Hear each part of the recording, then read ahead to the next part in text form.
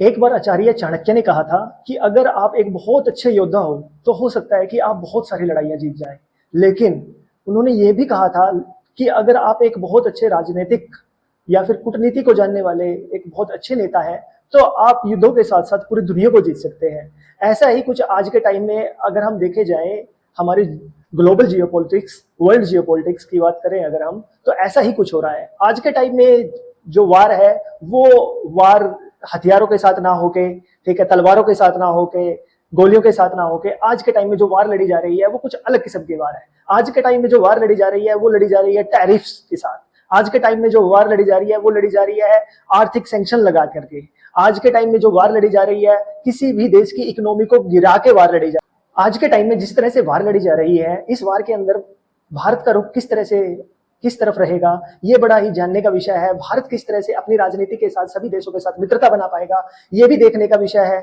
इसी तरह की और भी खबरें जानने के लिए हमारे चैनल @PM सर जी को जरूर सब्सक्राइब करें और देखते रहें आपके अपने साथी प्रताप राणा को।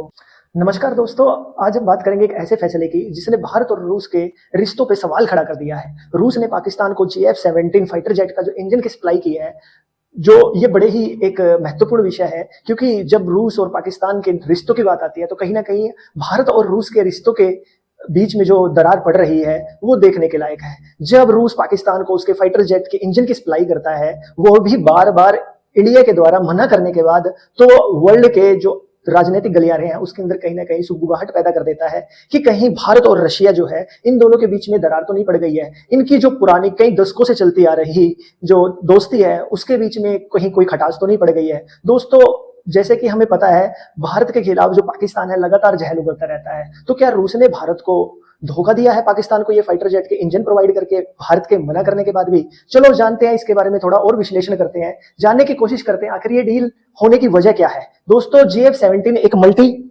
रोलर फाइटर जेट है जिसके पाकिस्तान और चीन ने मिलकर बनाया है। इसका जो इंजन है RD-93, ये रूस से आता है। और जो ये फाइटर जेट है JF-17, इसके अंदर जो इंजन यूज किया जाता है, सेम इंजन MiG-29 में भी यूज किया जाता है। जैसे कि मैंने आपको बताया है कि जो ये फाइटर जेट है इसकी जो मैन्युफैक्चरिंग है वो दो देश मिलकर करते हैं, एक पाकिस्तान, दूसरा चाइना। लेकिन इसके जो इंजन की सप्लाई है उसके ऊपर एकाधिकार ओनली रूस का ही है। सिर्फ रूस ही एक ऐसा देश है जो इस इंजन को बनाता है। लेकिन इंजन के अलावा जो भी इसके बॉडी पार्ट्स हैं पूरे के पूरे को तैयार जो करता है वो संयुक्त रूप से चाइना और पाकिस्तान दोनों मिलकर करते हैं। जो इसका इंजन है RD-93, ये रूस के द्वारा इसकी सप्लाई की जाती है। अब ये सवाल उठता है कि रूस ने इंजन पाकिस्तान को क्यों दिया। देखिए, जो रशिया है वो काफी दिनों से यूक्रेन के साथ युद्ध लड़ रहा है, तो ऑब्वियस सी बात है जब युद्ध लड़ रहा है तो कहीं ना कहीं जो रूस है उसको पैसे की बहुत ज्यादा कमी पड़ रही है।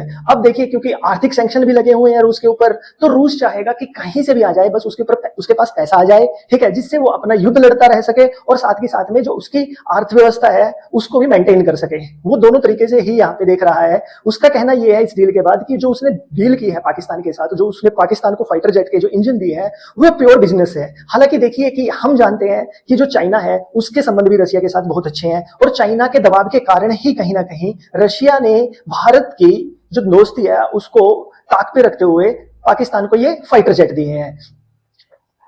अगर बात की जाए रशिया की चीन के दबाव में आने की, तो देखिए हम जानते हैं कि जो चीन है रशिया का सबसे बड़ा एक निर्यातक देश है, ठीक है। तो रशिया से बहुत सारी टेक्नोलॉजी चीन खरीदता है। बहुत सारे जो डिफेंस के जो मटेरियल है जो चाइना के पास आते हैं वो रशिया से आते हैं। बहुत सारी टेक्नोलॉजी जो रशिया की है, रशिया अपनी टेक्नोलॉजी को सेल आउट करता है चाइना को। तो देखिए कहीं ना कहीं इस वजह से चाइना का जो प्रेशर है वो रशिया के ऊपर बना हुआ था, ठीक है। जब से ये डील होनी शुरू हुई थी कहीं ना कहीं चाइना इसके बीच में बड़ा इंटरेस्ट दिखा रहा था। देखिए, क्योंकि जो चाइना है उसके भारत के साथ भी हमेशा से विवाद चलता आ रहा है। चाइना नहीं चाहेगा किसी भी तरह से कि जो हमारा साउथ एशिया है उसके अंदर जो इंडिया है एक सुपर पावर बन के उभरे। तो इस तरह से वो कोई ना कोई चाल हमेशा ही चलता रहता है। तो इस तरह का जो उसको मौका अब की बार मिला है वो मिला है रशिया और पाकिस्तान के बीच में जो ये डील है उसको करवा के। उसको पता है कि अगर ये डील हो जाती है तो जो पाकिस्तान है उसको जो फाइटर जेट के लिए जो इंजन चाहिए JF-17, उसको पता है ये कहीं ना कहीं एक तरह से जो चाइना जो भारत और